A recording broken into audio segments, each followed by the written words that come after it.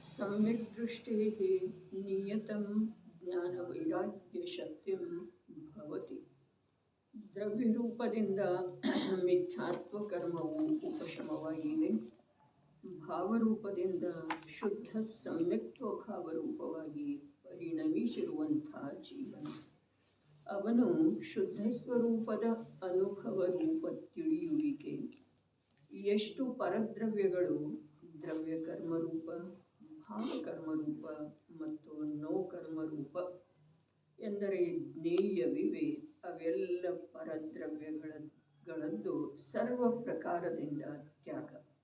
ಇಂಥ ಎರಡು ಶಕ್ತಿಗಳು ಅವಶ್ಯವಾಗಿ ಇರುತ್ತವೆ, ಸರ್ವಥಾ ಇರುತ್ತವೆ.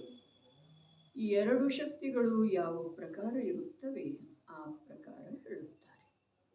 ಯಸ್ಮಾತ್ ಅಯಂ ಸ್ವಾಮಿನ್ ಅಸ್ತೆ ಪರಾತ್ ಸರ್ವತಃ ರಾಗಯೋಗಾತ್ ವಿರಮತಿ. ಯಸ್ಮಾತ್ ಆ ಕಾರಣದಿಂದ, ಯಾವ ಕಾರಣದಿಂದ? ಜ್ಞಾನದೊಳಗೆ ಎರಡು ಪ್ರಕಾರದ ಶಕ್ತಿ ಪ್ರಕಟಾಗಿದೆಯಲ್ಲ, ಆ ಕಾರಣದಿಂದ ಅಯಂ ಸಮ್ಯಕ್ ದೃಷ್ಟಿಯು ಸ್ವಾಮಿನ್ ಅಸ್ತೆ ಸಹಜವಾಗಿಯೇ ಶುದ್ಧ ಸ್ವರೂಪದಲ್ಲಿ ಅನುಭವ ರೂಪನಾಗುತ್ತಾನೆ. ಹಾಂ, ಸ್ವಸ್ಮಿನ್ ಐತ್ರಿ,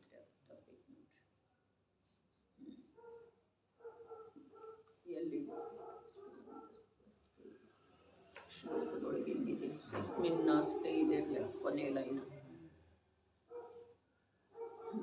ಸಹಜವಾಗಿಯೇ ಶುದ್ಧ ಸ್ವರೂಪದಲ್ಲಿ ಅನುಭವ ರೂಪನಾಗುತ್ತಾನೆ. ಹಾಗೂ ಪರಾತ್ ರಾಗಯೋಗಾತ್ ಉದ್ಗಲ ದ್ರವ್ಯದ ಉಪಾಧಿಯಿಂದ ಎಷ್ಟು ರಾಗಾದಿ ಅಶುದ್ಧ ಪರಿಣತಿ ಇದೆ ಅದರಿಂದ ಸರ್ವತಃ ವಿರಮತಿ, ಎಲ್ಲ ಪ್ರಕಾರವಾಗಿ ರಹಿತನಾಗುತ್ತಾನೆ.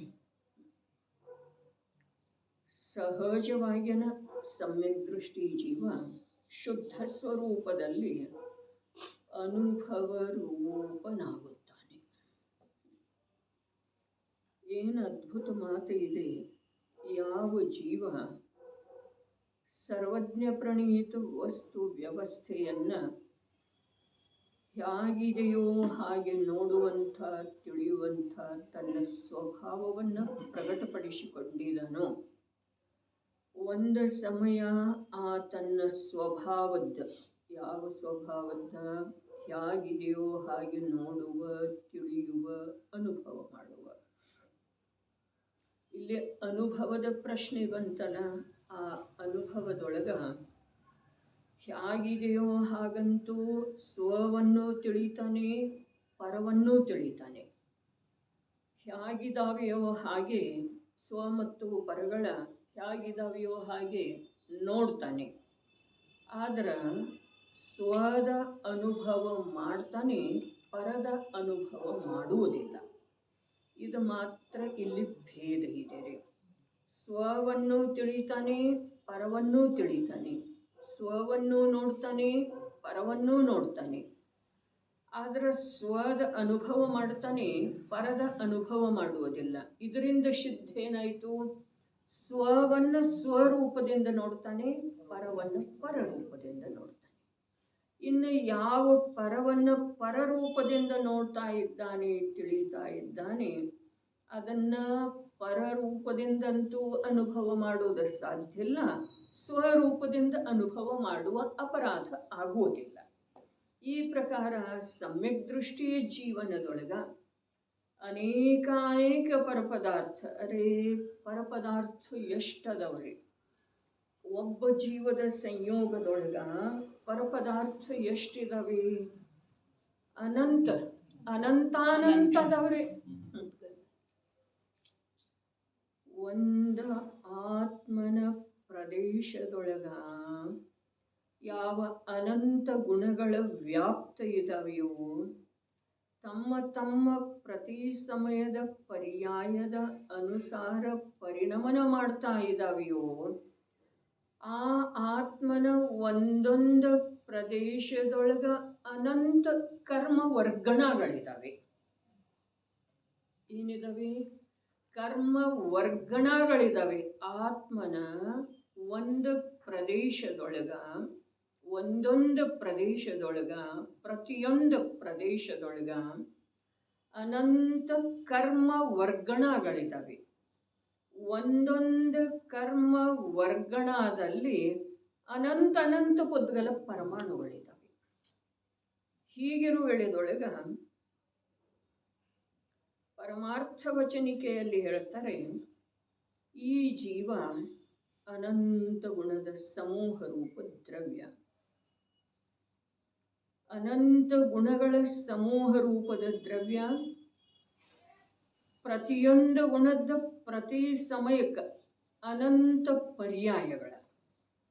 ಪ್ರತಿಯೊಂದು ದ್ರವ್ಯದೊಳಗ ಪ್ರತಿಯೊಂದು ಗುಣದ ಒಂದೊಂದು ಪರ್ಯಾಯ ಇರೋದಂದ್ಮೇಲೆ ಅನಂತ ಗುಣಗಳದ ಅನಂತ ಪರ್ಯಾಯ ಅದಲ್ಲ.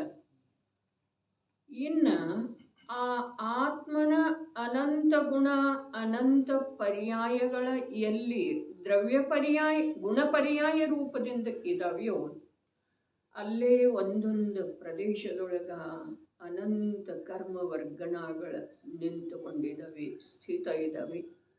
ಒಂದೊಂದು ಕರ್ಮ ವರ್ಗಣದೊಳಗ ಅನಂತಾನಂತ ಬುದ್ಧಗಳ ಪರಮಾಣುಗಳಿದ್ದಾವೆ. ಇಂಥ ಪಿಂಡ ರೂಪದ ಸಂಸಾರಿ ಜೀವದ ಅವಸ್ಥೆ ಇದೆ. ಈ ಪ್ರಕಾರ ಸಪಿಂಡ ರೂಪದ ಅವಸ್ಥೆ ಪ್ರತಿಯೊಂದು ಸಂಸಾರಿ ಜೀವದ ಇದೆ.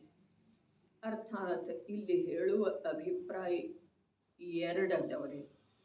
ಈ ಪ್ರಕಾರ ಇರುವೆಳೆದೊಳಗೆ ಅರ್ಥಾತ್ ಒಂದು ಜೀವದ ಜೊತೆಗೆ ಅನಂತಾನಂತ ಪುದ್ಗಲಗಳದ್ದ ಸಂಯೋಗ ಇದೆ.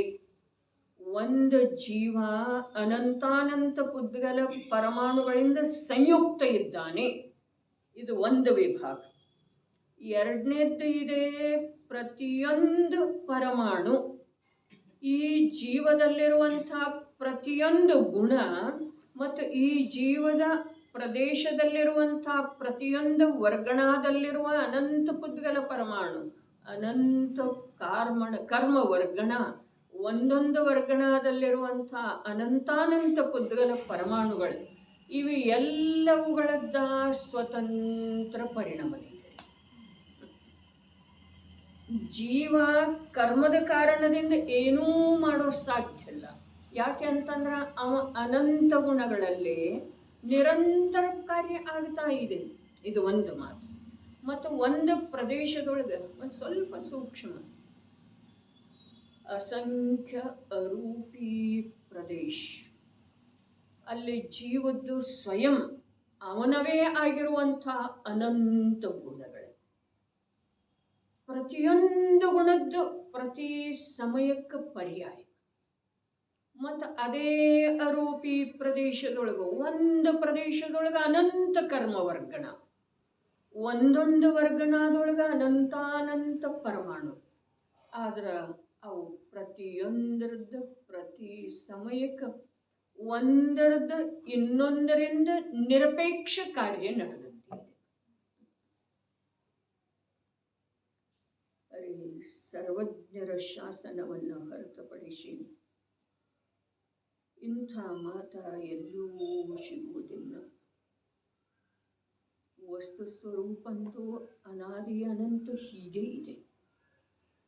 ಆದ್ರೆ ಆ ವಸ್ತು ಸ್ವರೂಪವನ್ನು ಹೇಳುವಂಥವರ ಮೂರು ಲೋಕದೊಳಗೆ ಮೂರು ಕಾಲದೊಳಗೆ ಓರ್ವ ಸರ್ವಜ್ಞ ಪ್ರಭುಗಳೇ ಇದ್ದಾರೆ.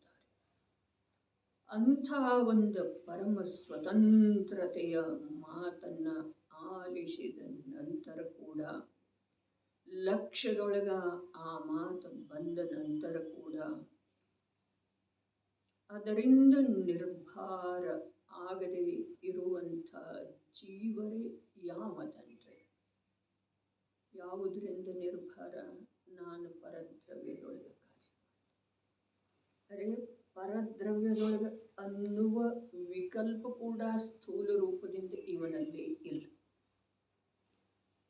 ಬರೀ ದೃಷ್ಟಿ ಪರದ ಮೇಲೆ ಮತ್ತು ಅಲ್ಲಿ ಕಾರ್ಯ ಮಾಡುವಂಥ ವಿಕಾರಿ ಭಾವರೂಪದಿಂದ ಪರಿಣಮನ, ಅದೇ ವಿಕಾರಿ ಭಾವದ ಆಕುಲತೆ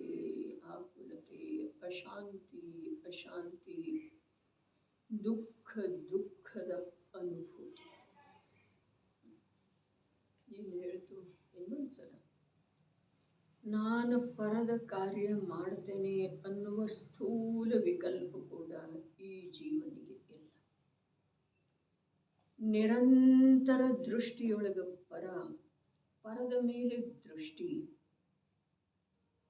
ನಿರಂತರ ಆ ಪರದ ಮೇಲೆ ದೃಷ್ಟಿ, ಪರದ ಜೊತೆಗೆ ಏಕತ್ವ, ಪರದಲ್ಲೇ ಸ್ವಯಮೇವ ಆಗ್ತಾ ಇರುವಂಥ ಕಾರ್ಯವನ್ನು ನಾನು ಮಾಡ್ತಾ ಇದ್ದೇನೆ ಅಂಥೇಳಿ ತಿಳಿಯುವಂಥ ಆಕುಲತೆ,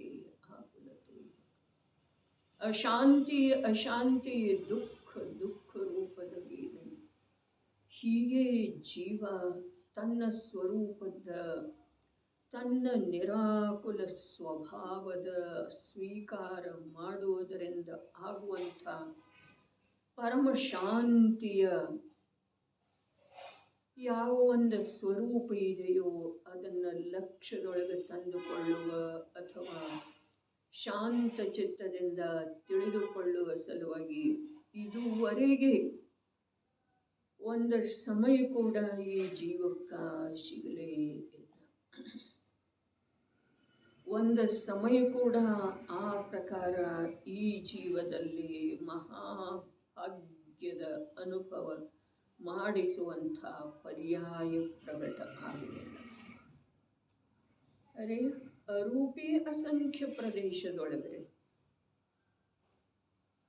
ಅರೂಪಿಯೇ ಇರುವಂಥ ಚೈತನ್ಯದಿಂದ ತುಂಬಿರುವ ಅನಂತ ಗುಣಗಳ, ಎಷ್ಟನಂತ?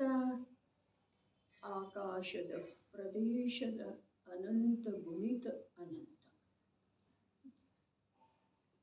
ಒಂದು ಸ್ವಲ್ಪ ಶಾಂತ ಚಿತ್ತದಿಂದ ಉಪಯೋಗವನ್ನು ಸ್ಥಿರಗೊಳಿಸಿ ಉಪಯೋಗದೊಳಗ ಸತ್ಯವನ್ನು ಸ್ವೀಕಾರ ಮಾಡುವಂಥ ಸೂಕ್ಷ್ಮತೆ ತೀಕ್ಷ್ಣತೆಯನ್ನು ತಂದುಕೊಂಡ. ಅರೆ ನಾನು ಅರೂಪಿ ಪದಾರ್ಥ, ಅರೂಪಿ ಇರುವೆಳೆದೊಳಗೂ ಕೂಡ ಮೂರು ಲೋಕದಲ್ಲಿ ಅಸಾಧಾರಣವಿರುವಂಥ ಚೈತನ್ಯ ಸ್ವರೂಪಿ ಮಹಾತತ್ವ. ಆ ನನ್ನ ಅರೂಪಿ ಅಸಂಖ್ಯ ಪ್ರದೇಶದೊಳಗ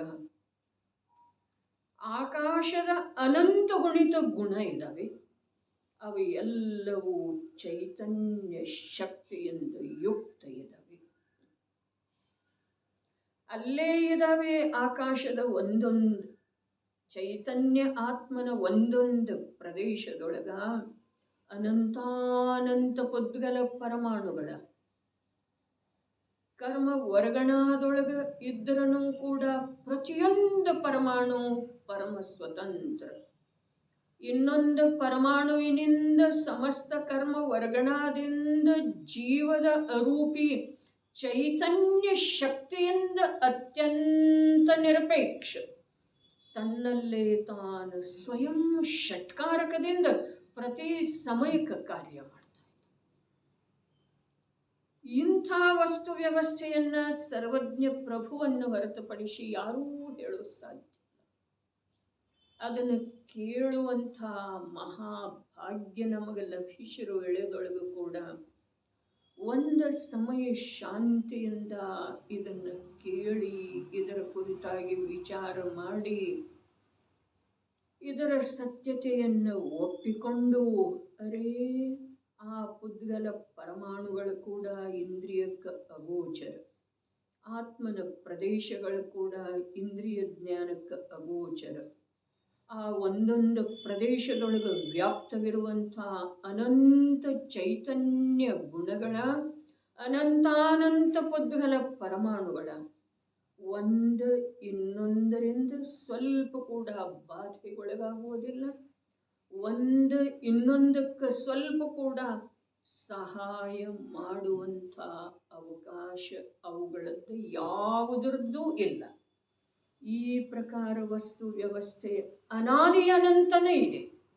ಇದ್ರೂ ಕೂಡ ಈ ಜೀವ ಇಂಥ ವ್ಯವಸ್ಥೆಯ ಸ್ವರೂಪವನ್ನು ಮಹಾಭಾಗ್ಯದಿಂದ ಜಿನಾಗಮದಲ್ಲಿ ಆಲಿಸಿದರನು ಓದಿದರನು ಶಾಂತ ಚಿತ್ತದಿಂದ ಕುಳಿತುಕೊಂಡು ಅಥವಾ ಹೊರಗಡೆ ಏನು ಶರೀರದ ಕಾರ್ಯ ಮನಸ್ಸಿನ ಕಾರ್ಯ ನಡೆದಿರುವ ವೇಳೆದೊಳಗೂ ಕೂಡ ಅವುಗಳ ಪರಮ ಸ್ವತಂತ್ರತೆಯನ್ನು ನೋಡುವ ತಿಳಿದುಕೊಳ್ಳುವ ಉದ್ಯಮ ಮಾಡಲಿಲ್ಲ ಅಂತಂದ್ರೆ ಅವನಿಗೆ ಇಂಥ ಸೂಕ್ಷ್ಮ ತತ್ವವನ್ನು ಸತ್ಯ ತತ್ವವನ್ನು ಜಗತ್ತಿನೊಳಗೆ ಎಲ್ಲವೂ ಸ್ಥೂಲ ಇದೆ, ಬರೇ ಅಸತ್ಯ ಇದೆ. ಹಾಗಾದರೆ ಇಂಥ ಸೂಕ್ಷ್ಮ ತತ್ವವನ್ನು ಸತ್ಯ ತತ್ವವನ್ನು ತಿಳಿಯುವಂಥ ಅವಕಾಶ ಇವನಿಗೆ ಸ್ವಾಭಾವಿಕವಾಗಿಯೇ ಕೈ ತಪ್ಪಿ ಹೋಗ್ತಿದೆ ಅನಂತ ಕಾಲದವರೆಗೆ. ಆದರೆ ಇನ್ನೊಂದು ಮಾತು ಇಲ್ಲಿ ಇದೆ, ಇಂಥದ್ದು ಸಿಕ್ಕ ನಂತರ ಕೂಡ ತಿಳಿಯದೇ ಇರುವಂಥ, ವಿಚಾರ ಮಾಡದೇ ಇರುವಂಥ, ಪ್ರತ್ಯಕ್ಷ ಅದರ ನಿರ್ಣಯ ಮಾಡದೇ ಇರುವಂಥ ದಿಟ್ಟ ಜೀವ ಆದರೂ ಯಾವದಂತೆ ಯಾವ ಇರೋ ಸಾಧ್ಯ ಇದೆ? ಕೇಳಿ ಬಂದ ನಂತರ, ಓದಲಿಕ್ಕೆ ಸಿಕ್ಕ ನಂತರ ಅದರ ಕುರಿತು ವಿಚಾರ ಮಾಡದೇ ಇರುವಂಥ, ತನ್ನ ಕಲ್ಯಾಣ ಅದರಲ್ಲೇನೇ ಇದೆ ಅನ್ನೋದನ್ನು ಕೇಳಿದ ಮೇಲೆ ಕೂಡ ಅದರ ಕುರಿತು ವಿಚಾರ ಮಾಡದೇ ಇರುವಂಥ, ಪ್ರತ್ಯಕ್ಷ ನಿರ್ಣಯ ಮಾಡದೇ ಇರುವಂಥ ದಿಟ್ಟ ಜೀವರೇ ಯಾವುದಂತ?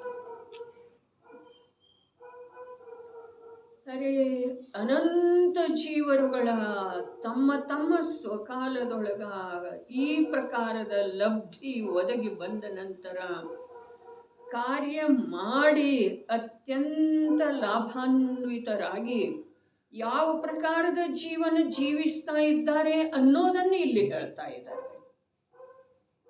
ದ್ರವ್ಯ ಕರ್ಮದ ದ್ರವ್ಯ ರೂಪ ಮಿಥ್ಯಾತ್ವದ ಉಪಶಮ ಆಯಿತು. ಈಗ ನಮಗ ಆಗಿದೆ ರೀ ಅಂತ ಮೊದಲ ಮಾತು ಅದ ಹೇಳಿದಾರೆ. ಏನ? ದ್ರವ್ಯ ರೂಪ ಮಿಥ್ಯಾತ್ವದ ಉಪಶಮ ಆಗಿದೆ. ಏನಿದೆ?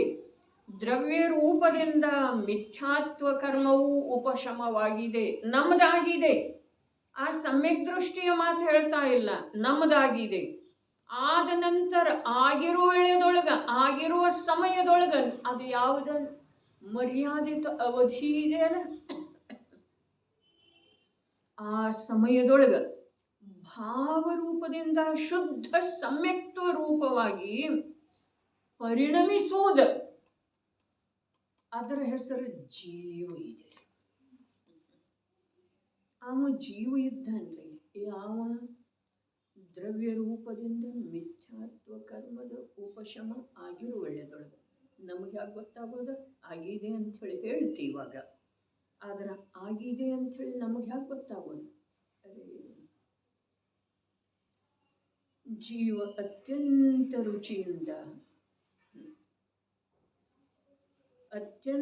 ರುಚಿಯಿಂದ ಅತಿಯಾದ ಕಾರ್ಯದ ಭಾರವನ್ನೆಲ್ಲ ಬಿಟ್ಟುಕೊಟ್ಟ. ಇತ್ತನೆಲ್ಲ ಕಾರ್ಯ ಅತಿಯಾದ ಕಾರ್ಯದ ಅನಿವಾರ್ಯರೇ ತಾನು ಮಾಡಿದ್ದ ಬೇರೆ ಯಾರೂ ಮಾಡಲಿಕ್ಕೆ ಸಾಧ್ಯ ಇಲ್ಲ. ಇಂಥ ಕಾರ್ಯದ ಭಾರವನ್ನೆಲ್ಲ ಕೇವಲ ಅತಿಯಾದ ರುಚಿಯಿಂದ ಬಿಟ್ಟುಕೊಟ್ಟಿದ್ದೇವ್ರಿ. ಹೌದು ಅಥವಾ ಇಲ್ಲ? ಬಿಟ್ಟುಕೊಟ್ಟಿದ್ದೆವು. ಇದುವೇ ಪ್ರತ್ಯಕ್ಷ ದೃಷ್ಟಾಂತ ಇದೆ. ಯಾವುದರ ಸಲುವಾಗಿ? ದ್ರವ್ಯ ರೂಪದಿಂದ ಮಿಥ್ಯಾತ್ವ ಕರ್ಮ ಉಪಶಮ ಆಗಿದೆ ಅಂತ. ಹಾಗಾದ್ರೆ ಇನ್ನು ಒಂದು ಉಳಿದಿದೆ. ಏನ?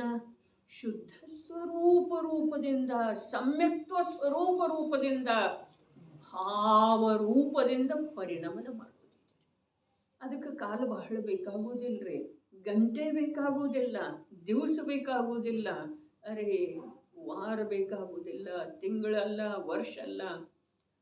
ಒಂದು ವೇಳೆ ಬೇಕಾಗ್ತಿದೆ ಅಂಥೇಳಿ ಹೇಳಿದ್ರೆ ನಾವು ಅವರನ್ನೇನು ಕಮ್ಮಿ ಕಳೆದ್ದೇವೇನ್ರಿ? ಈ ಭವದೊಳಗೆ ಈ ಜಿನಶ್ರುತದ ಸಂಯೋಗ ಬಂದ ಮೇಲೆ ಗಂಟೆ ಎಷ್ಟು ಕಳೆದಿದ್ದೇವೆ, ದಿವಸಗಳನ್ನು ಎಷ್ಟು ಕಳೆದಿದ್ದೇವೆ. ಬೇಕಾಗ್ತಿದೆ ಅಂಥೇಳಿ ಹೇಳಿದ್ರೆ ಕಳೆದಿದ್ದೇವನ್ನಲ್ಲ, ನಮ್ಮ ಹತ್ರ ಇದ್ದೋನೆಲ್ಲ ಅವುಗಳನ್ನು ನಾವು ಖರ್ಚು ಮಾಡಿದ್ದೇವನ್ನಲ್ಲ. ಆದರೆ ಇಲ್ಲಿ ಒಂದು ಸಮಯ ತೀವ್ರ ಪುರುಷಾರ್ಥ ಮಾಡಿ ದ್ರವ್ಯ ರೂಪದಿಂದ ಮಿಥ್ಯಾತ್ವ ಕರ್ಮ ಉಪಶಮ ಆಗಿರುವ ವೇಳೆದೊಳಗ ತೀವ್ರ ಪುರುಷಾರ್ಥ ಏನು ಮಾಡೋದಿದೆ? ನಿನ್ನೆ ಪುರುಷಾರ್ಥದ ಮಾತು ಹೇಳಿದ್ದಿತ್ತು, ಆ ಮಾತು ಬೇರೆ ಇದೆ, ಅದು ಆ ಸಮಯದ ಸತ್ಯ ಇದೆ, ಅದು ಒಂದು ಅಪೇಕ್ಷಾದಿಂದ ಸತ್ಯ ಇದೆ, ಸಪ್ತಭಂಗದೊಳಗೆ ಒಂದು ಸತ್ಯ ಇದೆ ಅದು. ಆದರೆ ಈಗ ಹೇಳ್ತಾ ಇದೆ ತೀವ್ರ ಪುರುಷಾರ್ಥ ಮಾಡೋದು, ಅರ್ಥಾತ್ ಈ ಸತ್ಯವನ್ನ ಜ್ಞಾನದೊಳಗೆ ಸ್ವೀಕಾರ ಮಾಡೋದು. ಯಾವ ಸತ್ಯವನ್ನ? ಅನಂತ ಕಾಲದೊಳಗೆ ದ್ರವ್ಯ ರೂಪದಿಂದ ಮಿಥ್ಯಾತ್ವ ಕರ್ಮದ ಉಪಶಮ ಆಗೋದ ಮಹಾನ ಕಷ್ಟ ಈಗ ಆಗಿದೆ. ಜಿನ ಭಗವಂತರ ಮಂದಿರದೊಳಗೆ ಹೋಗಿರೋ ವೇಳೆದೊಳಗೆ ಆಗಿದೆ, ಅಲ್ಲಿ ಗಡಿಬಿಡಿ ಮಾಡುವ ಅವಶ್ಯಕತೆ ಇಲ್ಲ. ಬರೀ ಒಂದು ನಿಮಿಷ, ಒಂದು ಸೆಕೆಂಡ್, ಬರೀ ಒಂದು ನಿಮಿಷದೊಳಗೆ 60 ಸೆಕೆಂಡ್ ಇದ್ದಾವೆ, ಒಂದು ಸೆಕೆಂಡದೊಳಗೆ ಅಸಂಖ್ಯ ಸಮಯ ಇದ್ದಾವೆ. ಒಂದು ಸಮಯ ನಮ್ಮ ಉಪಯೋಗ ಆ ವೀತರಾಗತೆಯನ್ನ ವೀತರಾಗ ರೂಪದಿಂದ ನೋಡೋದಿದೆ. ವೀತರಾಗ ರೂಪದಿಂದ ನೋಡೋದಂದ್ರೆ ಅದಂತೂ ವೀತರಾಗತೆನೇ ಇದೆ, ಅದನ್ನು ಆ ರೂಪದಿಂದ ಅಲ್ಲ, ನಾನು ವೀತರಾಗ ಆಗಿ ಅದಂತೂ ಪ್ರಗಟ ವೀತರಾಗತೆ ಇದೆ, ಆದ್ರೆ ನಾನು ವೀತರಾಗ ರೂಪದಿಂದ ನೋಡೋದಿದೆ. ಅರ್ಥಾತ್ ಯಾವ ಕರ್ತವ್ಯದ ಭಾರ ಇಲ್ಲ, ಯಾವುದೂ ಅಪೇಕ್ಷೆ ಇಲ್ಲ, ಯಾವುದು ವರ್ತಮಾನ ಪರ್ಯಾಯಕ್ಕೆ ಸಂಬಂಧಿಸಿದ ಹಾಗೆ ಸ್ವಲ್ಪ ಕೂಡ ಉಪಯೋಗ ಆ ಕಡೆ ಹೋಗುವುದಿಲ್ಲ. ಈ ಪ್ರಕಾರ ವೀತರಾಗ ಆಗಿ ನೋಡೋದಿದೆ. ಮಹಾನ ಭಾಗ್ಯದಿಂದ ಅಪೂರ್ವ ಕಾರ್ಯ ಮಾಡುವಂಥ ಅವಸರ ನಮ್ಮ ಜೀವನದೊಳಗೆ ಎಷ್ಟು ಬಾರಿ ಬರ್ತಾ ಇದೆ, ಎಷ್ಟು ಬಾರಿ ಬರ್ತಾ ಇದೆ.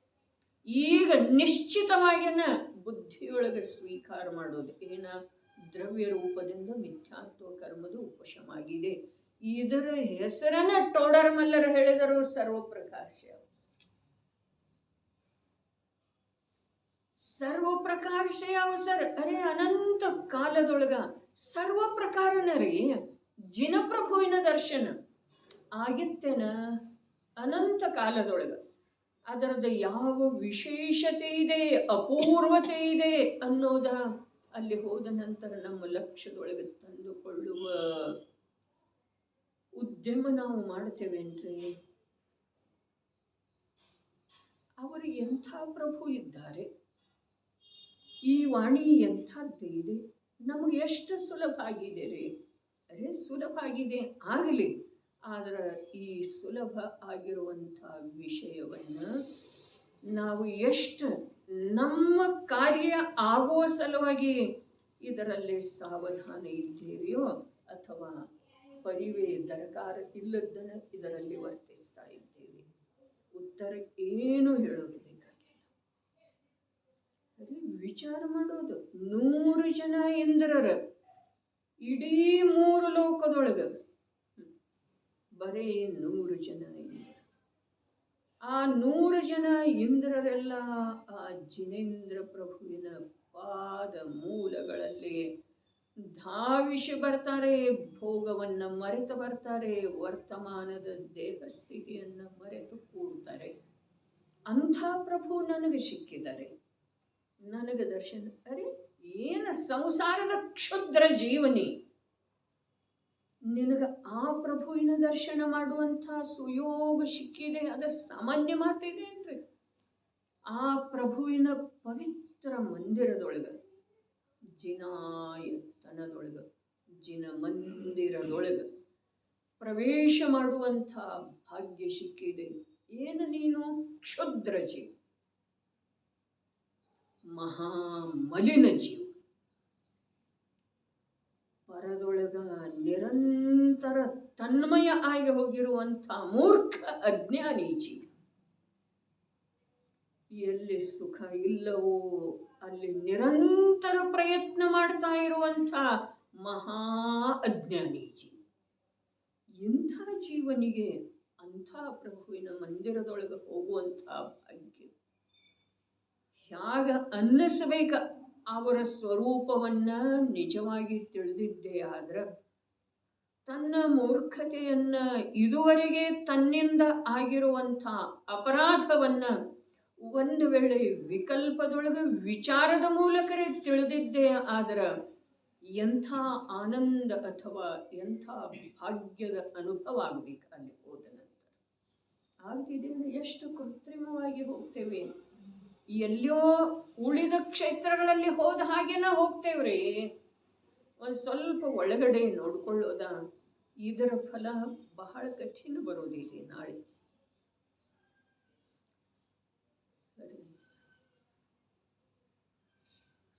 ಈಗ ಬಂತಲ್ಲ, ಧರ್ಮದ ವ್ಯವಹಾರ ಹೇಗೆ ಮಾಡ್ತಾನೆ, ಲೌಕಿಕದ ಹಾಗೇನ ಮಾಡ್ತಾನೆ.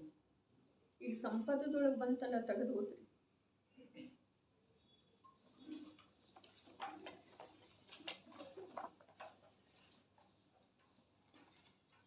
$15 $14 ನೋಟ್ ಇಷ್ಟೊತ್ತು ಹತ್ತಬಾರದು ಹುಡುಕಲಿಕ್ಕೆ.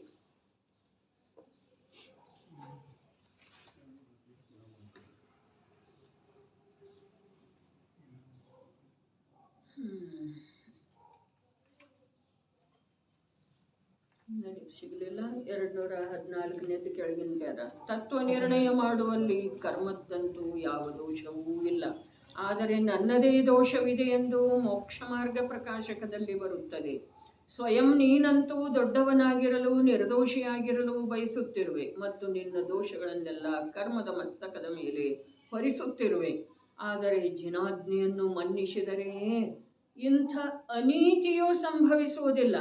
ನೋಡಿರಿ, ಮಾಡ್ರಿ. ಅದಕ್ಕೆ ವಿಕಾರವು ಕರ್ಮದಿಂದ ಆಗುತ್ತದೆ ಎಂದು ಮನ್ನಿಸುವವರು ಅನೀತಿ ಮಾಡುತ್ತಾರೆ. ಅನ್ಯಾಯ, ಅನೀತಿ, ಅಭಕ್ಷ್ಯ ಹೇಳಿದಾರಲ್ಲ, ಅನೀತಿ ಯಾವ್ದ ಅಂತ ಹೇಳಿ ಕೇಳಿದ್ರೆ ಇದು ಪರಿಭಾಷಾ ನಮ್ಮ ಬುದ್ಧಿಯೊಳಗೆ ಬರ್ಬೇಕು. ಏನ? ಕರ್ಮದಿಂದ ವಿಕಾರ ಆಗ್ತಿದೆ, ಇದು ಅನೀತಿ. ಅರೆ, ಇಂಥ ಅನೀತಿಯಂತೂ ಜೈನ ದರ್ಶನದಲ್ಲಿ ಸಂಭವಿಸುವುದಿಲ್ಲ. ವಿಕಾರವು ತನ್ನ ಅಪರಾಧದಿಂದಲೇ ಆಗುತ್ತದೆ, ಅದು ಕರ್ಮ ಅಥವಾ ನಿಮಿತ್ತದಿಂದ ಆಗುವುದಿಲ್ಲವೆಂದು ಮೋಕ್ಷ ಮಾರ್ಗ ಪ್ರಕಾಶಕದಲ್ಲಿ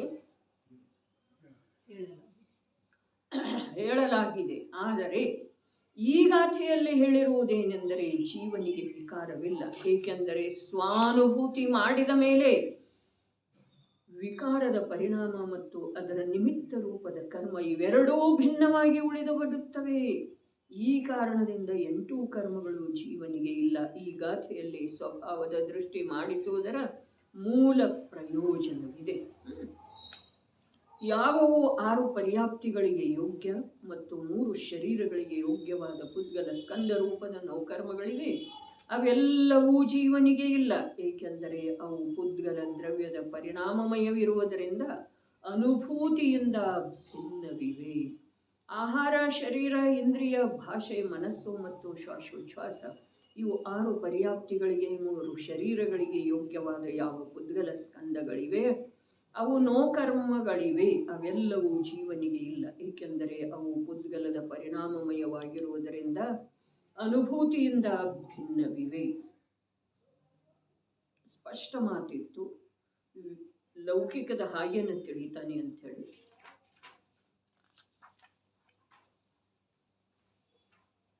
ಯಾರು ಓದಿದ್ದೀರಿ? 2-3 ಜನ ಓದಿದ್ದೀರಿ. ತಮ್ಮ ವಾಚನದೊಳಗೆ ಬಂದದ್ದ ಸ್ಮರಣೆ ಇಲ್ಲ.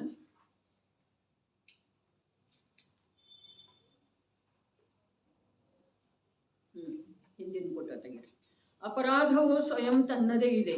ಕೆಳಗೆ ಪ್ರಶ್ನೆ ಉತ್ತರದ ಮೇಲೆ ಅಪರಾಧವು ಸ್ವಯಂ ತನ್ನದೇ ಇದೆ. ಅಧಿಕಾಯಿ ಎಂದರೆ ಅಧಿಕವೆಂದು ಅರ್ಥವಿಲ್ಲ, ಆದರೆ ತನ್ನ ಅಪರಾಧದಿಂದ ವಿಕಾರಗಳು ಆಗುತ್ತವೆ ಎಂಬ ಅರ್ಥವಿದೆ.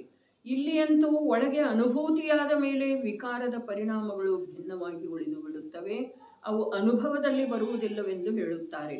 ಇಂಥ ಅಲೌಕಿಕವಿರುವ ಜೈನ ಪರಮೇಶ್ವರರ ಮಾರ್ಗವನ್ನು ಜನರು ಲೌಕಿಕದ ಹಾಗೆ ಮಾಡಿಬಿಟ್ಟಿದ್ದಾರೆ. ಲೌಕಿಕದ ಹಾಗೆ ಮಂದಿರದೊಳಗೆ ಹೋಗುವ ವೇಳೆದೊಳಗ ಮತ್ತು ಇನ್ನೊಬ್ಬರ ಮನೆಯೊಳಗೆ ಹೋಗುವ ವೇಳೆದೊಳಗೆ ಏನಾರ ವ್ಯತ್ಯಾಸ ಇದೆ ನಮಗೆ? ನಮ್ಮ ಭಾವದೊಳಗೆ ಯಾರ್ದಾದ್ರೂ ಮಿತ್ರರ ಮನೆಯೊಳಗೆ ಹೋಗುವ ವೇಳೆದೊಳಗ, ಸಹೋದರನ ಮನೆಯೊಳಗೆ ಹೋಗುವ ವೇಳೆದೊಳಗ, ಸಹೋದರಿಯ ಮನೆಯೊಳಗೆ ಹೋಗುವ ವೇಳೆದೊಳಗ ಮತ್ತು ಮಂದಿರದೊಳಗೆ ಹೋಗುವ ವೇಳೆದೊಳಗ ಭಾವದೊಳಗೆ ಏನಾದರೂ ವ್ಯತ್ಯಾಸ ಇದೆ ಅನ್ನೋ ಅಷ್ಟೇ ಸುಲಭವಾಗಿ ಉತ್ತರ ಹೇಳೋದಿಲ್ಲ, ತಮ್ಮಲ್ಲೇ ತಾವು ನೋಡ್ಕೊಳ್ಳೋದ್ರಿ. ಏನಿದೆ ಅದರೊಳಗೆ ಏನಾದರೂ ಮಹಾಭಾಗ್ಯ ಅನ್ನಿಸ್ತಿದೆ ಒಳಗಿಂದ ಪ್ರತಿಯೊಂದು ಸಲ ಹೋಗು ಒಳ್ಳೆದೊಳಗ, ದಿನನಿತ್ಯವೂ ಹೋಗು ಒಳ್ಳೆದೊಳಗ ಏನಾದರೂ ಮಹಾಭಾಗ್ಯ. ಅರೆ ನನ್ನದೇ ಅಂಥ ಭಾಗ್ಯ. ಶಬ್ದದಿಂದ ವಿಕಲ್ಪದಿಂದ ಅಲ್ಲ, ಜ್ಞಾನದ ಸಂವೇದನದೊಳಗೆ ಬೇಕ್ರಿ. ಶಾಸ್ತ್ರ ಓದು ವೇಳೆದೊಳಗ ಮತ್ತು ಬೇರೆ ಏನಾದರೂ ಓದು ವೇಳೆದೊಳಗ ಏನಾದರೂ ವಿಶೇಷತೆ ಅನ್ನಿಸ್ತೇವೆ. ಅರೆ ವಿಷಯ ಬೇರೆ ಇದೆ, ಆ ಮಾತು ಬೇರೆ. ಬೇರೆ ಪುಸ್ತಕದೊಳಗಿರುವ ವಿಷಯ, ಶಾಸ್ತ್ರದೊಳಗಿರುವ ವಿಷಯ ಬೇರೆ ಇದೆ, ಈ ಮಾತು ಭಿನ್ನ. ಆದರೆ ಓದು ವೇಳೆದೊಳಗೆ ಏನಾದರೂ ಭಾಗ್ಯದ ಸಂವೇದನ ಆಗ್ತಿದೆಯನ, ತಾನಾಗೇನ ಕೊಡ್ಚೋಡಂಕಲ್ಲ, ಪ್ರಶ್ನೆ ಕೇಳ್ತಾ ಇಲ್ಲ, ಆಗ್ತಿದೆಯನ ಆ ಪ್ರಕಾರದ ಸಂವೇದನ. ಇನ್ನು ಇದಕ್ಕೆ ದೃಷ್ಟಾಂತ ಏನು ಹೇಳೋದು? ಯಾವುದೋ ಒಂದು ಅಪೂರ್ವ ಪದಾರ್ಥವನ್ನು ನೋಡ್ಲಿಕ್ಕೇನೆ ಇಷ್ಟು ಸುಂದರ ಇದೆ. ಇಂದ್ರಿಯ ಭೋಗದ್ದು, ರಸನೇಂದ್ರಿಯದ್ದು, ಚಕ್ಷು ಇಂದ್ರಿಯದ್ದು, ಅದನ್ನು ನೋಡುವ ವೇಳೆದೊಳಗೆ ಮೈ ಮರೆತು ಎಷ್ಟು ಧನ್ಯ ಅಂಥೇಳಿ ತನ್ನಷ್ಟಕ್ಕೆ ತಾನೇ ವಿಕಲ್ಪ ಇಲ್ಲ, ಶಬ್ದ ಇಲ್ಲ, ಒಳಗಿಂದ ಅನ್ನಿಸ್ತಿದೆ ಅಲ್ಲ, ಅದರ ಅನಂತ ಗುಣಿತ ಇಲ್ಲಿ ಅನ್ನಿಸ್ಲಿಕ್ಕೆ ಬೇಕರಿ. ಯಾವುದಾದ್ರೂ ಒಂದು ಭವ್ಯವಾದಂಥ ಪೇಟೆಯೊಳಗೆ ಹೋದ ನಂತರ ಎಲ್ಲೋ ಅತ್ಯಂತ ಅತ್ಯಂತ ಒಂದು ರೀತಿ ನೋಡಿದ್ರನ ಆಕರ್ಷಕ ಅಂಥ ಒಂದು ಅಂಗಡಿಗಳ ಸಾಲ ಇರ್ತಿದೆ, ಮುಗ್ಗಟ್ಟು ಇರ್ತಿದೆ. ಅಲ್ಲಿ ಹೋದ ನಂತರ ಏನೋ ಒಂದು ವಿಶೇಷ ಅನ್ನಿಸ್ತಿದೆ ಅನ್ನಿಲ್ಲ. ಅರೆ ಇಂದು 30 ವರ್ಷದ ಪೂರ್ವದೊಳಗೆ, 30-35 ವರ್ಷದ ಪೂರ್ವದೊಳಗೆ ಏನು ಅವು ಬರ್ಮಾ ಬಜಾರ್ ಅವು ಇವು ಇದ್ದು ಅಲ್ಲ ಬೆಂಗಳೂರೊಳಗೆ, ಒಂಥರ ಅನ್ನಿಸ್ತಿದ್ದೇನೆ ಅಲ್ಲಿ ಹೋದ ನಂತರ. ದೃಷ್ಟಾಂತದ ಸಲುವಾಗಿ ಹೇಳ್ತಾ ಇದ್ದೇನೆ. ಅದರ ಅನಂತ ಗುಣಿತ ಇಲ್ಲಿ ಅನ್ನಿಸ್ಬೇಕು. ಮಂದಿರಗಳು ದಿನ ಹೋಗ್ತೇವೆ, ಅದ ಮಂದಿರಲ್ಲ. ಕಾಲ ತಾನಾಗೆ ಹೋಗ್ತವೆ, ಕೈ ತಾನಾಗೆ ಜೋಡಿಸ್ತವೆ, ಮಸ್ತಕ ತಾನಾಗೆ ಮನಿತಿದೆ, ಅಕ್ಷತೆ ಡಬ್ಬೆ ತಾನಾಗೆ ತೆಗಿತಿದೆ, ಅಕ್ಷತೆ ತಾನಾಗೇನ ಬರ್ತದೆ. ಏನಿದೆ ಅದರಲ್ಲಿ? ಯಾವ ಪ್ರಕಾರ ಸಂಚೇತನ ಇಲ್ಲದ್ದನ ಅದನ್ನೇ ಹೇಳಿದರು. ಇಂಥ ಅಲೌಕಿಕವಿರುವ ಜೈನ ಪರಮೇಶ್ವರರ ಮಾರ್ಗವನ್ನು, ಮಾರ್ಗ ಹೇಳಿದರೆ ನಮಗೆ ಅವರು ಪರಮೇಶ್ವರರೇ ಅಲೌಕಿಕೆಯಲ್ಲಿ ಅನ್ನಿಸ್ತಾ ಇದ್ದಾರೆ, ಜಿನ ಭಗವಂತರರೇ ಅಲೌಕಿಕೆಯಲ್ಲಿ ಅನ್ನಿಸ್ತಾರೆ. ಇಂಥ ಅಲೌಕಿಕವಿರುವ ಜೈನ ಪರಮೇಶ್ವರರ ಮಾರ್ಗವನ್ನು ಜನರು ಲೌಕಿಕದ ಹಾಗೆಯೇ ಮಾಡಿಬಿಟ್ಟಿದ್ದಾರೆ.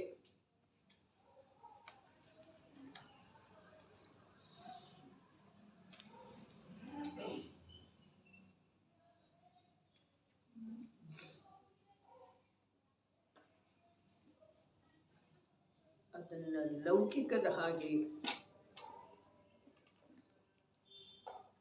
ಮಾಡಿರುವುದರ ಫಲಸ್ವರೂಪವಾಗಿನ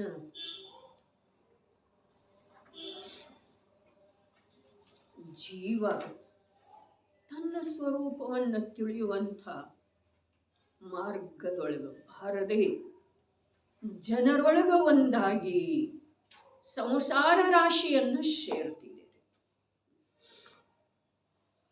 ಜೀವ ಇಂಥ ಅಲೌಕಿಕವನ್ನ ತಿಳಿಯದೇ ಇರುವ ಕಾರಣದಿಂದ, ತಿಳಿದಿದ್ರೆ ಇಲ್ಲ, ಆದ್ರೆ ಅಲೌಕಿಕವನ್ನು ಅಲೌಕಿಕವಾಗಿರಿ ಇಡಿಸಿದೇವ್ರಿ, ಅದನ್ನು ಲೌಕಿಕದ ಹಾಗೆ ಮಾಡಿದೇವೇನೆಲ್ಲ. ಮಂದಿರದೊಳಗೆ ಮನೆಯಲ್ಲಿರುವಂಥ ಎಲ್ಲ ಪದಾರ್ಥ ಕಾಣಿಸ್ತಾವಲ್ಲ, ಏನು ವ್ಯತ್ಯಾಸ ಇದೆ? ಹೂವಿನ ಮಾಲೆ ಕಾಣಿಸ್ತಿದೆ, ಸೀರೆ ಕಾಣಿಸ್ತಿದೆ, ಮಂಗಳಸೂತ್ರ ಕಾಣಿಸ್ತಿದೆ, ಹಾರ ಕಾಣಿಸ್ತಿದೆ, ಏನು ವ್ಯತ್ಯಾಸ ಇದೆ? ಹಾಲು ಕಾಣಿಸ್ತಿದೆ, ಮಾವಿನ ಹಣ್ಣು ಕಾಣಿಸ್ತಿದೆ, ಏನು ವ್ಯತ್ಯಾಸ ಇದೆ? ಯಾರು ಮಾಡಿದರೆ ಇದನ್ನೆಲ್ಲ? ವ್ಯತ್ಯಾಸವನ್ನು ತಿಳಿಯದೇ ಇರುವಂಥ ಅಜ್ಞಾನಿ ಜನರು, ಅರ್ಥಾತ್ ನಾವೇ. ಅಲ್ಲಿ ದಿವ್ಯ ಭವ್ಯತೆಯ ಅಲೌಕಿಕತೆ ಕಾಣಿಸುವ ಹಾಗೆ ಕೂಡ ಅದನ್ನು ಬಿಡ್ಲಿಲ್ರಿ ನಾವು. ಅದನ್ನು ಸ್ವಯಂ ವಿಕೃತ ಮಾಡಿ, ಅರೆ ಯಾರ ದೃಷ್ಟಿನ ವಿಕೃತ ಇದೆ ಅದು ಮಾತು ಬಂದು ಹೋಗಿದೆ ಈ ವಾಚನದೊಳಗೆ. ಸಮಯ ಸಾರಣ ಅಂತಿರಲ್ಲ, ಪ್ರಾರಂಭ ಏನಾಯ್ತದ ಸಮಯ ಸಾರಣ ಅಂತೀರಿ ನೀವು ಬರೇ. ಅರೆ ಸಮಯ ಸಾರ ಅಂತ್ಯವೇ ಈ ಮಾತ ಅನ್ಯ ಶಾಸ್ತ್ರಗಳಲ್ಲೇ ಏನು ಇಲ್ಲ ಅಂತ ಹಾಗ ಅಲ್ಲ ಅರ್ಥ ಅಂಥೇಳಿ ಹೇಳಿದರೆ ಎಷ್ಟು ಒಂದು ಪ್ರಾಮಾಣಿಕ ಹೃದಯ. ಇನ್ನು ನೋಡುವವರ ದೃಷ್ಟಿನ ಮಲಿನಿದ್ರ ಏನು ಮಾಡೋದ ಅಂಥೇಳಿ ಅಂದ್ರು.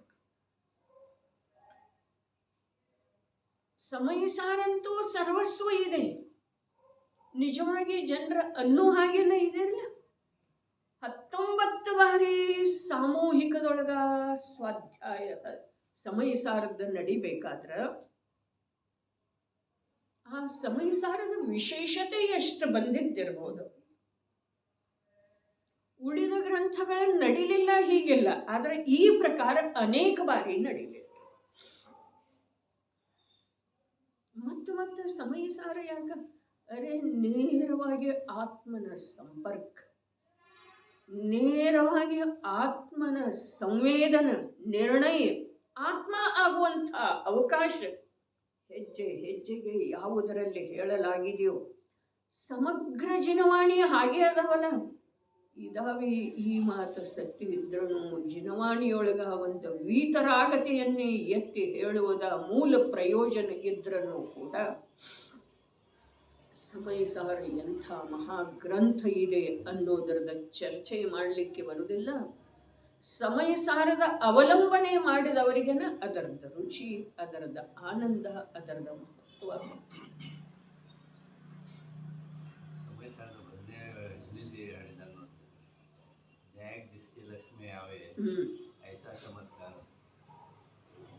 ಆದ್ರೆ ನಮಗೆ ಬಂತೇನ್ರಿ?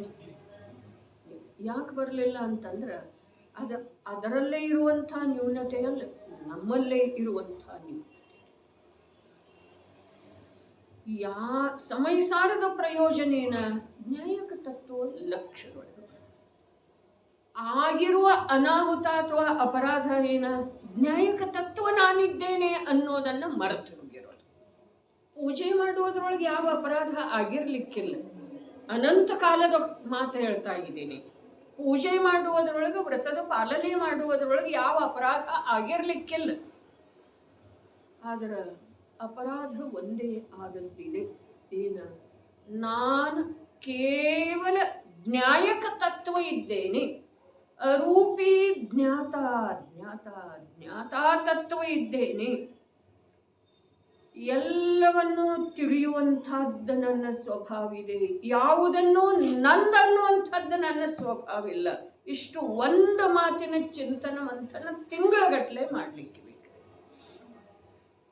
ಎಲ್ಲವನ್ನೂ ತಿಳಿಯುವಂಥ ಸ್ವಭಾವ ನಂದಿದೆ ವಿನಃ ಯಾವುದನ್ನೂ ನನ್ನದು ಅನ್ನುವಂಥ ಸ್ವಭಾವ ನನ್ನದಿಲ್ಲ. ಇನ್ನು ಅಂಥ ಸ್ವಭಾವ ನನ್ನದಿಲ್ಲದೆ ಇರುವ ವೇಳೆದೊಳಗೆ ಕೂಡ ನನ್ನದು ಅಂತ ಇದ್ದೇನಲ್ಲ, ಆ ಅಪರಾಧ ಸಣ್ಣದಿರ್ಬೇಕೇನು ದೊಡ್ಡದಿರ್ಬೇಕ್ರಿ? ಸ್ವಭಾವದೊಳಗನೆ ಇಲ್ಲ. ಏನ? ಯಾವ ಪದಾರ್ಥವನ್ನ ನನ್ನದು ಅಂಥೇಳಿ ತಿಳಿಯುವುದ ನನ್ನ ಸ್ವಭಾವದೊಳಗನೆ ಇಲ್ಲ.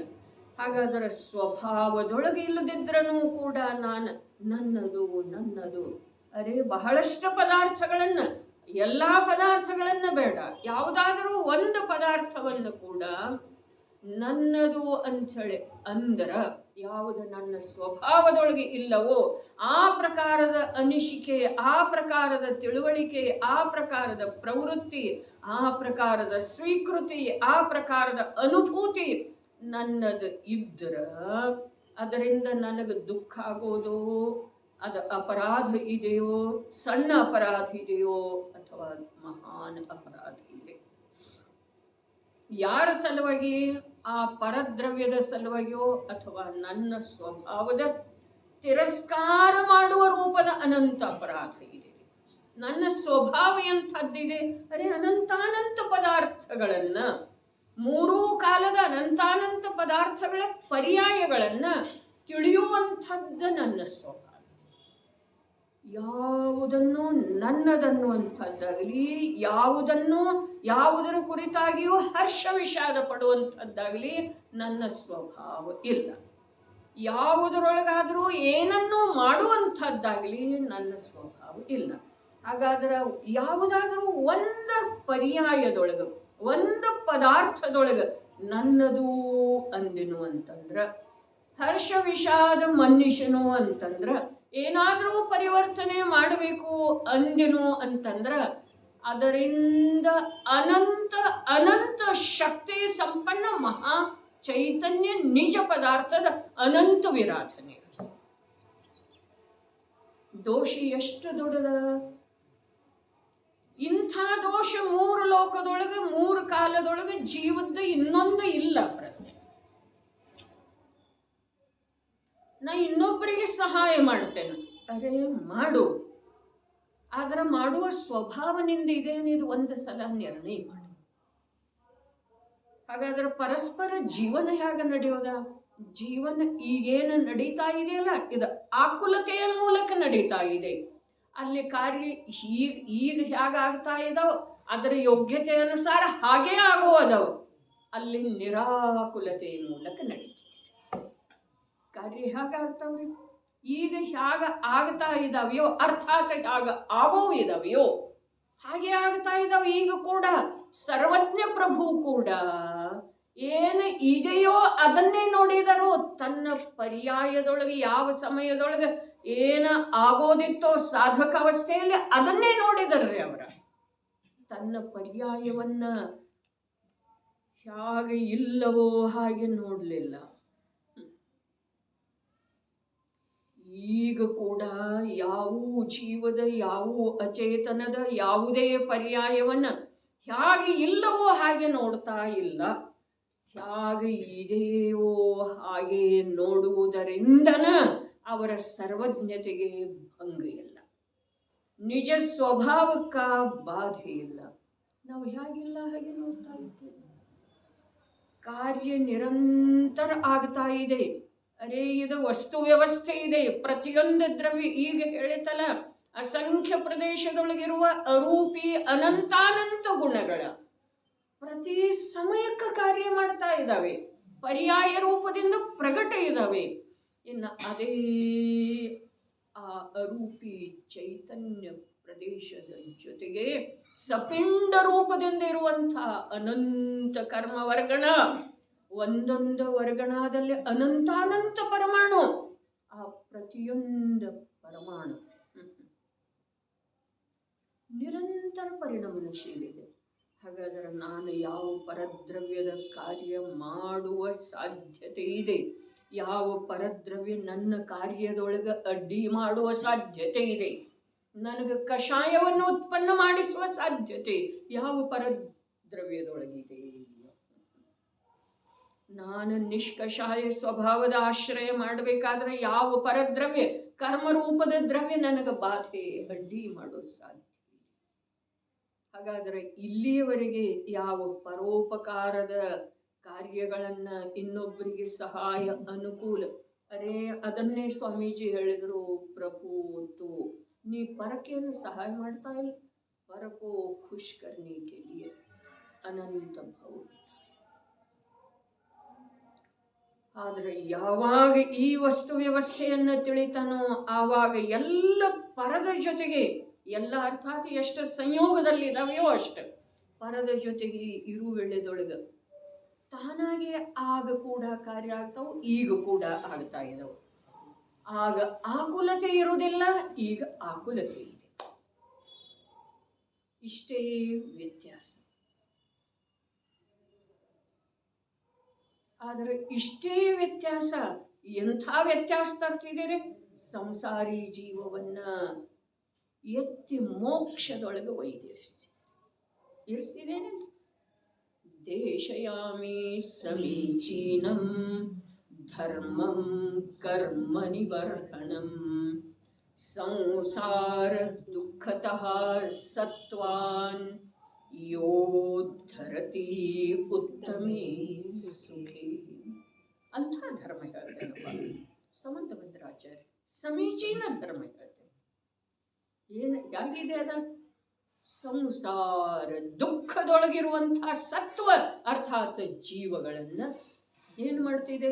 ಕರ್ಮ ನಿಬರಣಂ, ಕರ್ಮದಿಂದ ಬಿಡಿಸಿ ಉತ್ತಮ ಸುಖದೊಳಗೆ ಒಯ್ದಿರಿಸ್ತಿದೆಪ್ಪ.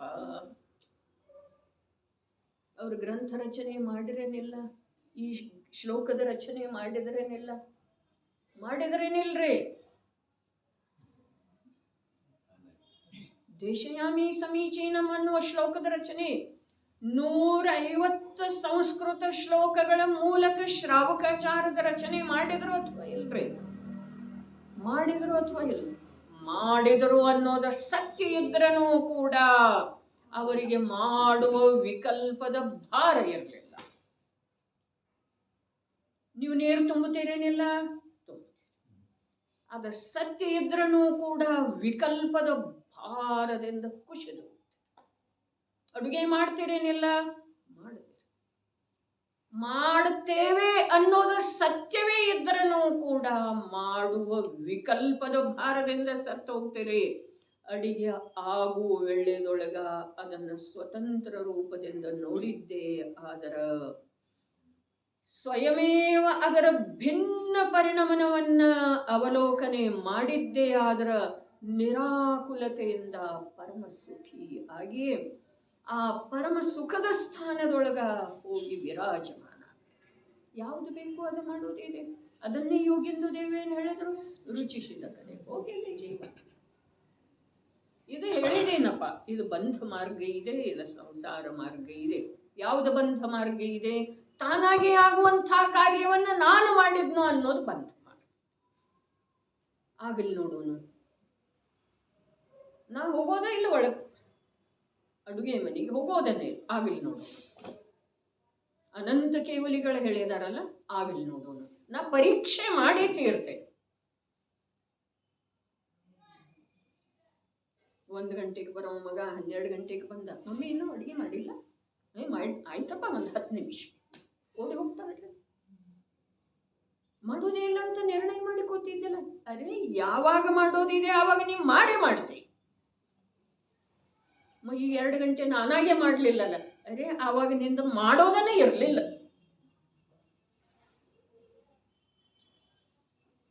ಹಠದಿಂದ ಜಿನವಾಣಿ ಅಥವಾ ವಸ್ತು ವ್ಯವಸ್ಥೆ ಸ್ವೀಕಾರ ಸಾಧ್ಯ ಇಲ್ಲ. ಹಠ ನೀನು ಮಾಡಿದ್ರೂ ಕೂಡ ಅದು ಯೋಗದೊಳಗ ಹಾಗೆ ಇತ್ತಂತೇಳಿ ನಿನಗ ಹಠ ಮಾಡುವ ಬುದ್ಧಿ ಬಂತು. ಅರೆ, ಎಷ್ಟು ಸಹಜ ಇದೆ ರೀ, ಎಷ್ಟು ಆನಂದಮಯ ಇದೆ ಸಂಸಾರ. ಕರ್ತ ಸಂಸಾರ ಮಾಡ್ತಾ ಇರುವೊಳದೊಳಗೆ ಮೋಕ್ಷ ಮಾರ್ಗದೊಳಗೆ ಸಾಗುವುದಿದೆ. ಮೋಕ್ಷ ಮಾರ್ಗ ಒಳಗೆ ಜ್ಞಾನದೊಳಗಿದೆ. ಸಂಸಾರ ಹೊರಗೆ ಪರದ್ರವ್ಯ ಕುದ್ಗಲದೊಳಗೆ ನಡೀತಿದೆ. ಅಥವಾ ಕರ್ಮದ ವಶೀಭೂತ ಜೀವದ ಪರಿಣಾಮ ಏನ ದುರ್ಬಲ ಇದೆಯೋ ಅದರ ಮೂಲಕ ನಡೀತಾ ಇರ್ತಿದೆ. ಅದನ್ನೇ ಇಲ್ಲಿ ಅತ್ಯಂತ ಸ್ಪಷ್ಟ ಹೇಳಿದಾರೆ. ಸಮಯ ಅಂತೂ ಹೋಯಿತು. ಅತ್ಯಂತ ಸ್ಪಷ್ಟ ನಡೀರಿ. ಯಸ್ಮಿನ್ ಅಯಂ ಏನ ಸ್ವಾಮಿನ್ ಅಸ್ತೆ ಪರಾತ್. ಸ್ವಾಮಿನ್ ಅಸ್ತೆ ಇಲ್ಲೇನ್ರಿ, ಸ್ವಸ್ಮಿನ್ ಅಸ್ತೆ ಪರಾತ್. ಏನ್ ಅಲ್ಲಿ ಹಿಂದಿಯೊಳಗ ಅರ್ಥ ಏನಿದೆ?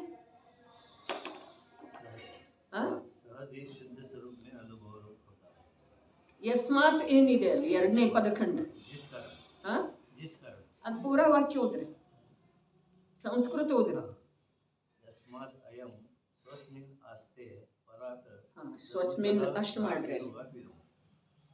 ಅಲ್ಲಿ ಬ್ರಾಕೆಟ್ ಒಳಗನ ಸ್ವಸ್ಮಿನ್ ಮಾಡ್ರಿ, ಮತ್ತು ಅಲ್ಲಿಯೂ ಸ್ವಸ್ಮಿನ್. ಸ್ವಸ್ಮಿನ್ ಅದು ಸ್ವ ಐತದ, ಸ ಮಾಡ್ರಿ, ಸ್ವ ಆಯ್ತದ. ಅದು ಮೀ ಐತದ, ಸಿ ಮಾಡಿ ಕೆಳಗೆ ಮದ್ ಒತ್ತು ಕೊಡ್ರಿ. ಸ್ವಸ್ಮಿನ್ ಅಸ್ತಿ. ಇದು ಬಹಳ ಅದ್ಭುತ ಪದಖಂಡ ಇದೆ ನೋಡ್ರಿ. ಯಸ್ಮಾತ್ ಅಯಂ ಸ್ವಸ್ಮಿನ್ ಅಸ್ತೆ ಪರಾತ್ ಸರ್ವತಃ ರಾಗ ಯೋಗಾತ್ ವಿರಮತಿ. ಆ ಕಾರಣದಿಂದ ಸಮ್ಯಕ್ ದೃಷ್ಟಿಯು ಸಹಜವಾಗಿಯೇ ಶುದ್ಧ ಸ್ವರೂಪದಲ್ಲಿ ಅನುಭವ ರೂಪನಾಗುತ್ತಾನೆ. ಏನು ಹೇಳಿದ್ರು? ಶುದ್ಧ ಸ್ವರೂಪದಲ್ಲಿ ಸಮ್ಯಕ್ ದೃಷ್ಟಿ ಜೀವ ಸಹಜವಾಗಿನ ಏನ ಶುದ್ಧ ಸ್ವರೂಪದಲ್ಲಿ ಅನುಭವ ರೂಪನಾಗುತ್ತಾನೆ. ಅನುಭವಮಯ ಅಲ್ಲ, ಅನುಭವ ರೂಪ. ಆ ಹಿಂದೆ ಮಾಡಿದ್ದಲ್ಲ ಅನುಭವ, ಆ ರೂಪದಿಂದ ಪರಿಣಾಮನ ಮಾಡ್ತಾರೆ.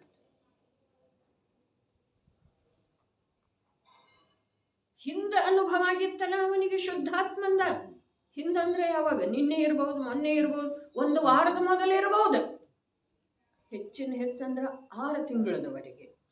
ಆದ್ರ ಅಂದ ಯಾವುದ ಅನುಭವದಲ್ಲಿ ಬಂದಿತ್ತಲ್ಲ ಆ ರೂಪದಿಂದನ ಪರಿಣಾಮನ ನಿರಂತರ ಪ್ರತಿ ಸಮಯಕ್ಕೆ 6 ತಿಂಗಳದವರೆಗೆ ನಡೀತಿದ್ದೀರಿ. ಅಧಿಕ ಅಂತಂದ್ರೆ ಯಾವ ರೂಪದಿಂದ? ಅನುಭವದಲ್ಲಿ ಯಾವಾಗ ಬಂದಿತ್ತಲ್ಲ ಆ ರೂಪದಿಂದ ತನ್ನ ಸ್ವವನ್ನ ಅವ ಅನುಭವ ಈಗ ಈಗ ಈಗ ತಿಳಿತಾ ಇದ್ದಾನ್ರಿ. ಅನುಭವ ಮಾಡ್ತಾ ಇಲ್ಲ, ಅನುಭವ ರೂಪದಿಂದ ತಿಳಿತಾ ಇದ್ದಾನ್ರಿ. ಆ ತಿಳಿಯುವಿಕೆಯಿಂದ ಏನಿದೆ ಅವನಿಗೆ? ಆ ತಿಳಿಯುವಿಕೆಯಿಂದ ಕರ್ಮಗಳ ನಿರ್ಜರಿ ಇದೆ, ಮೋಕ್ಷ ಮಾರ್ಗದಲ್ಲಿ ಮುನ್ನಡೆಯುವಿಕೆ ಇದೆ, ಮೋಕ್ಷದ ಸಮೀಪ ಸಾಗುವಿಕೆ ಇದೆ. ಏನು ಮಾಡ್ತಾ ಇಲ್ಲ, ಕಷ್ಟ ಏನೋ ಪಡ್ತಾ ಇಲ್ಲ ಅಂಥೇಳಿನ ಸಹಜ ಅಂತ ಹೇಳಿ ಹೇಳಿದರು. ಸಹಜ.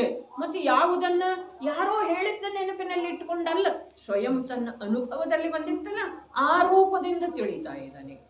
ಅನುಭವದೊಳಗೆ ಬಂದಿದೆ ಯಾವ ಪ್ರಕಾರ, ಆ ರೂಪ ಮರ್ತು ಹೋಗ್ಲಿಕ್ಕೆ ಸಾಧ್ಯ ಇಲ್ರಿ. ಯಾವುದ ಅನುಭವದಲ್ಲಿ ಬಂದಿದೆಯಲ್ಲ ಆ ರೂಪ ಮರೆತು ಹೋಗ್ಲಿಕ್ಕೆ ಸಾಧ್ಯ ಇಲ್ಲ. ಅರೆ ಪರದ್ರವ್ಯದ ಕಾಲಾಂತರದಿಂದ ಮರೆತು ಹೋಗಬಹುದ್ರಿ, ಆದ್ರ ಅನಂತ ಕಾಲದೊಳಗ ಪರದ ಜೊತೆಗೇನೆ ಇತ್ತು. ಈಗ ಅದು ಬಿಟ್ಟು ಹೋಗಿ ಒಂದು ಸಮಯ ಮಹಾಪುರುಷಾರ್ಥದಿಂದ ಅಪೂರ್ವ ಭಾಗ್ಯದಿಂದ ಅಪೂರ್ವ ಕಾರ್ಯ ಆಗಿದ್ದಿದೆ.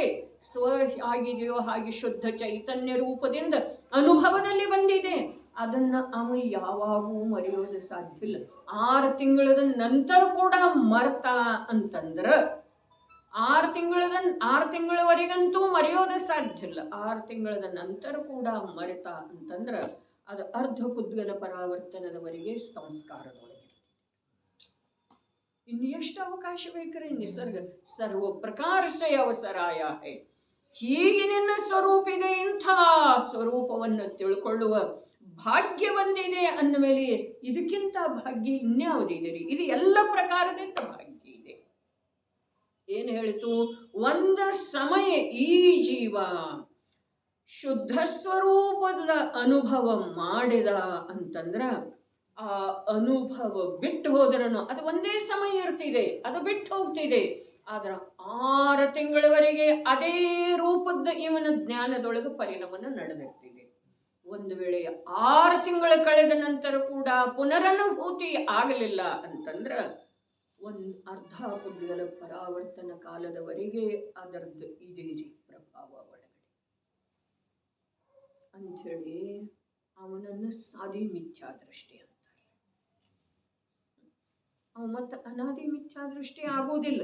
ಹಾಗಾದ್ರೆ ಇಂಥ ಮಹಿಮೆಯ ಮಾತು, ಇಂಥ ನನ್ನ ಸ್ವರೂಪದ ಅನುಭೂತಿಯ ಮಾತು ಇಂಥದ್ದು ಇರುವೆಳೆದೊಳಗ ಈ ಪ್ರಕಾರದ ಪ್ರಯತ್ನ ಮಾಡದೆ, ಅದರ ಸಲುವಾಗಿ ಉದ್ಯಮ ಮಾಡದೆ ಉಳಿಯುವಂಥ ದಿಟ್ಟ ಜೀವಾದರೂ ಯಾವುದನ್ನು ಅಂಥೇಳಿ ಜ್ಞಾನಿಗಳಿಗೆ ಪ್ರಶ್ನೆ ಇದೆ. ನಾವು ದಿಟ್ಟ ಇದ್ದೇವೇನಾ? ಏನು ದಿಟ್ಟ ಆಗೋದಿದೆ ಅವರ ದೃಷ್ಟಿಯೊಳಗ? ಜೀವ ಅನ್ನಿಸ್ಕೊಳ್ಳ ಈ ಪ್ರಕಾರ ದಿಟ್ಟ ಇರುವುದಿಲ್ಲ. ಹೀಗೆ ಹೇಳಿದ ನಂತರ ನಾವು ಜೀವ ಆಗೋದಿದೆಯೋ ಅಥವಾ ನಮ್ಮ ಕರ್ತವ್ಯವನ್ನ ಮುಂದುವರಿಸೋದಿದೆ, ಇದರದ್ದು ವಿಚಾರ ಸ್ವಲ್ಪ ಗಂಭೀರವಾಗಿ ಮಾಡೋದು. ತಮಗೆ ಭವ ಪರಿವರ್ತನದಿಂದ ಪಂಚ ಪರಾವರ್ತನದಿಂದ ಬಿಡುಗಡೆ ಹೊಂದುವ ನಿಜವಾದ ಉದ್ದೇಶ ಅಷ್ಟಮಿ ತಿಥಿಯಿಂದ ಆಗಿತ್ತು ಅಂತಂದ್ರೆ ಕಾರ್ಯ